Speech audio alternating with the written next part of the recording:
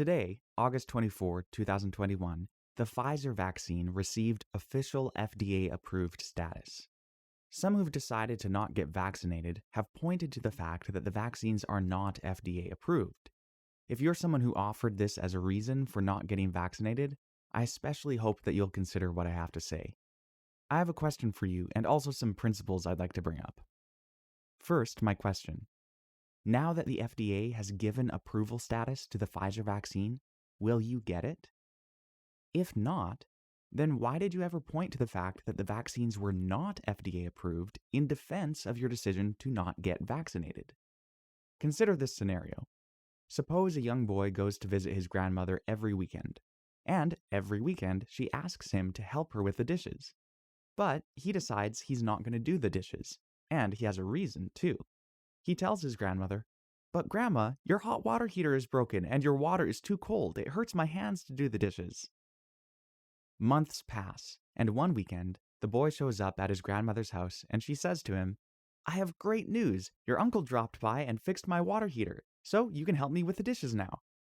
So, what would you think if, rather than helping his grandmother with the dishes, the boy were to instead offer another reason as to why he can't or shouldn't do the dishes?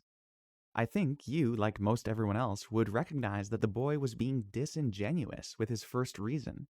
The fact is, if he would refuse to do the dishes whether the water is cold, warm, or hot, the temperature of the water obviously had nothing to do with his refusal.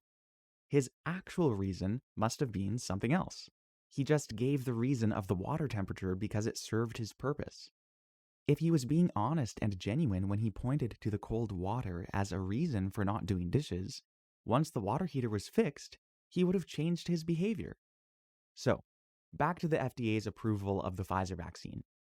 Were you being genuine and honest when you pointed to the lack of FDA approval as a reason for not getting vaccinated? If so, then has the new approval changed your view and your vaccination plans? If not, if you're still just as decided upon not getting vaccinated, then this is actually a real opportunity for you to learn something important about your way of thinking on this issue.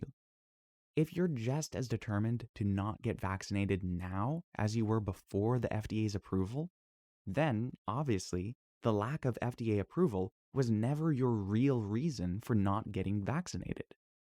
But if the FDA approval didn't bear any weight with you, it reveals that you were being like the boy in our story.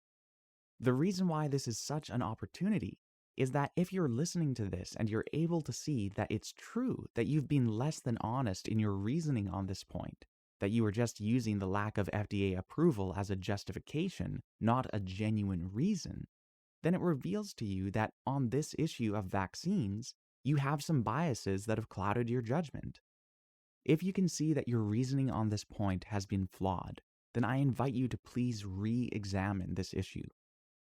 If the boy continued to refuse to do the dishes after the water heater was fixed, and if his grandmother kindly pointed out to him that he was being disingenuous when he gave his former reason, what would be the right thing for him to do?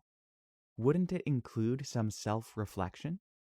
I think we would all agree that he should really examine his motives with a willingness to recognize and acknowledge his dishonest reasoning.